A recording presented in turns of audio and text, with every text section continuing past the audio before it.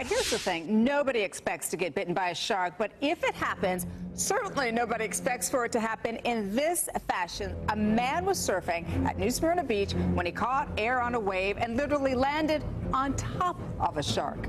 Joining us now is the man, the myth, the legend himself, Don Wash. Don, it's good to see you. Nice to meet you. I call you the myth and the legend because that is crazy. Walk me through what happened here. So I was, end of the day for me, I was catching a wave. I decided to try an air, bailed at the peak of it, and as soon as I hit the water, I landed right on top of the shark. Did you know what you landed on? As soon as it happened, yeah, I knew it wasn't good. It wasn't good because it actually bit you. Yeah, as soon as I hit it, it turned and bit my leg. So I mean, it was instantly is what happened. So it bit your leg, but it also bit your hand as well. Yeah. So when it hit the leg, my first instinct was to push it away. Right. And I think that's when I got the hand as well, because both hands went onto it, and I think my hand actually went into his mouth at that time. Can we come back on camera here for a minute, guys? Because I want to show people your hand, if we can get a close-up look at this. Because as you can see here, guys, every single finger other than your thumb is bandaged. Yeah. It got you pretty good. It got me pretty good on the hand, yeah. It got you pretty good on the hand, so you realize you've been bitten. You're out at sea. You've been bitten on the leg. You've been bitten on the hand.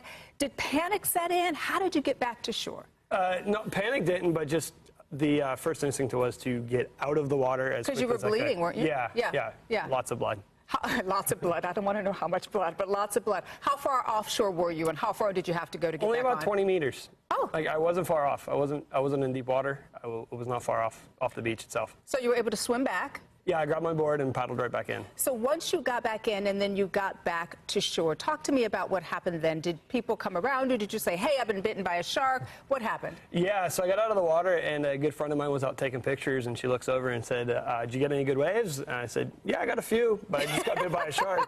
Can you give me a hand over here? Right. And so another one of the photographers was there, so we called the beach patrol to come over and give us a hand, because I needed help with the bandages to get off. What I find most fascinating about your story is, for most of us, well, for me, you'd never see me in the water again. But for you, not only are you planning to go back in the water, you went right back to work as well, didn't you? Yeah, I was back in work the next day. The next day you were back at work. Yeah. So when you talk about getting back into the water, are you going to be a little more apprehensive, or is this just kind of par for the course? If you are a surfer, is this kind of what you expect, that this could happen? Yeah, I've always expected that there's that possibility that it could happen. I've just never thought it would happen.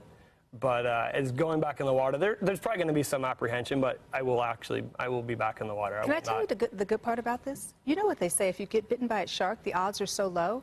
You better go play the lottery now. That's what everybody keeps telling me.